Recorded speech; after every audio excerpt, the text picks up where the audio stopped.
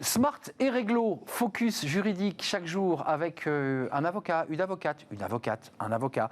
Aujourd'hui, on s'intéresse avec Nathalie Attias, qui est déjà venue sur notre plateau. Ouais. Merci d'avoir répondu à notre invitation de Smart et réglo. Avocate, présidente fondatrice de Mes Accords Collectifs, avec un mes.com. On s'intéresse aujourd'hui à ces accords de performance collective. Alors, on en avait parlé au tout début.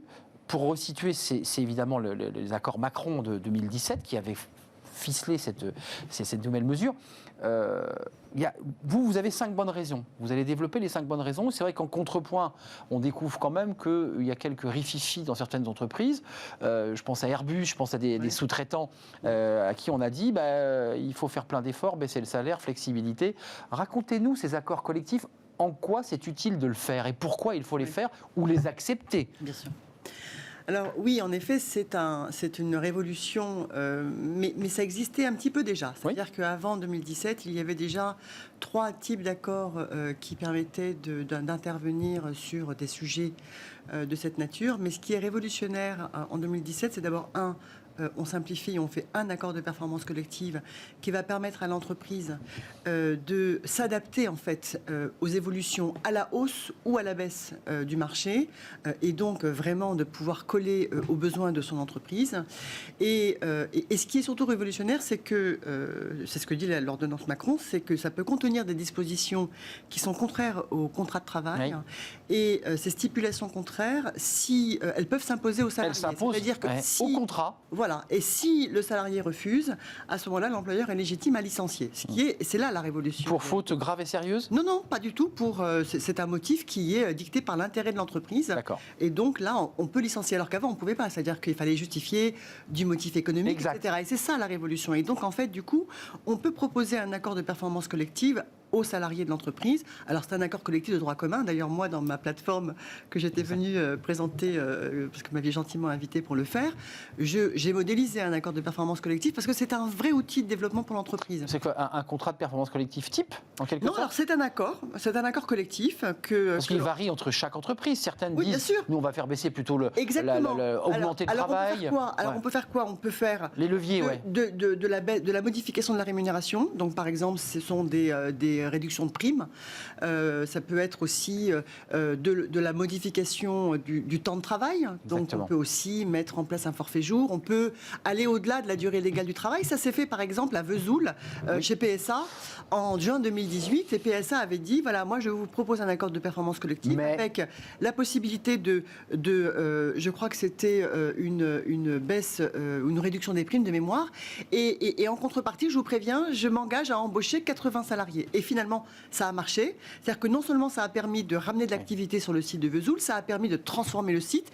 Et en contrepartie, l'employeur a recruté 105 salariés versus les 80 qu'il avait proposé de faire. Le sous-traitant d'Airbus, pour être précis, c'était la suppression du 13e mois, par exemple. Ça, c'est prévu. C'est ça. C'était une réduction de prime. Donc, ça a été accepté. Et voilà. Les salariés ont joué le jeu. Pour moi, c'est typiquement l'accord win-win. C'est-à-dire, c'est vraiment l'accord gagnant-gagnant. Je vous propose certes des réductions ou des augmentations de temps de travail. Ou des augmentations de temps de travail. Et en contrepartie, vous acceptez je m'engage à ne pas licencier. C'est ce qui a été fait, par exemple, ça a été proposé en novembre 2020 chez ADP. Les salariés ont refusé. Et là maintenant, ils sont en train de mettre en place une rupture conventionnelle collective. D'accord ? Et c'est arrivé aussi à l'équipe. Je ne sais pas si vous avez entendu parler. Il y a un conflit. En juin 2020, ils avaient proposé un accord de performance collectif où ils disaient on baisse les primes, on met en place un forfait jour et en contrepartie, on ne fait pas de licenciement jusqu'en 2024. Ils ont refusé. Ils ont mis en place un PSE. Et là, aujourd'hui, vous savez, c'est 80% de salariés qui ont été en grève. Avec des licenciements prévus. Voilà. Et donc, si vous voulez, c'est vraiment une manière de responsabiliser les salariés. Permettre à l'entreprise justement d'essayer ou de sortir d'une crise ou d'anticiper une crise. Parce que c'est important, Arnaud, pardon. Oui, parce que c'est pas lié au contexte économique. Voilà. On le fait quand on veut. Exactement. On peut faire un accord de performance collective sans avoir de difficultés économiques. C'est ça l'intérêt. Parce que c'est la nouveauté, on est dans l'anticipation.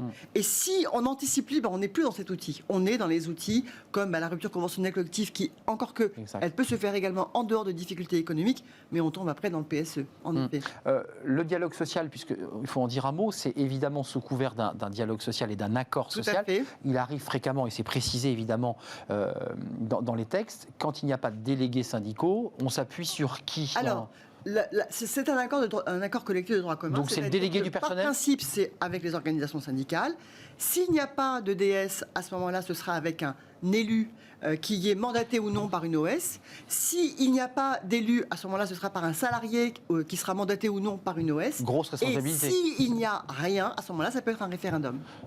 Nathalie, on a eu ce débat au tout début, puisque cet accord de performance collective avait été évoqué sur ce plateau à l'occasion d'un débat, et de mémoire, une des intervenantes, une juriste, expliquait que cet accord allait finalement être assez peu plébiscité. Est-ce qu'il fonctionne? Est-ce qu'aujourd'hui les entreprises l'utilisent? Ou est-ce que pour les raisons qu'on évoque, qui créent parfois du conflit et de l'incertitude, ils ne l'utilisent pas? On en est où là aujourd'hui de ces accords? C'est nouveau, hein, c'est un dispositif qui existe que depuis 2017. Là maintenant, vous imaginez bien que ce qui inquiète, c'est qu'avec la crise dans laquelle on entre et qui va être assez sévère, c'est un dispositif qui malheureusement est trop tard. Parce que là, aujourd'hui... Il fallait l'anticiper, donc. Eh oui, il fallait l'anticiper. Donc, si vous voulez, ça a été un chantier intéressant dont on a beaucoup parlé sur le terrain il y a l'année dernière. Exact. Mais là, maintenant, j'ai bien peur qu'on tombe dans des dispositifs... Les fameuses ruptures conventionnelles que vous évoquez. Alors, il y a les ruptures conventionnelles collectives. Mais attention, la rupture conventionnelle collective, ce n'est jamais qu'un appel au volontariat, en vérité. Hein. C'est-à-dire qu'on propose aux salariés de faire un plan de rupture conventionnelle. Ce qu'on appelle un guichet, en fait. Oui, c'est ça. On leur dit, voilà, moi, je vous propose, je vous préviens que je vais accepter des ruptures conventionnelles.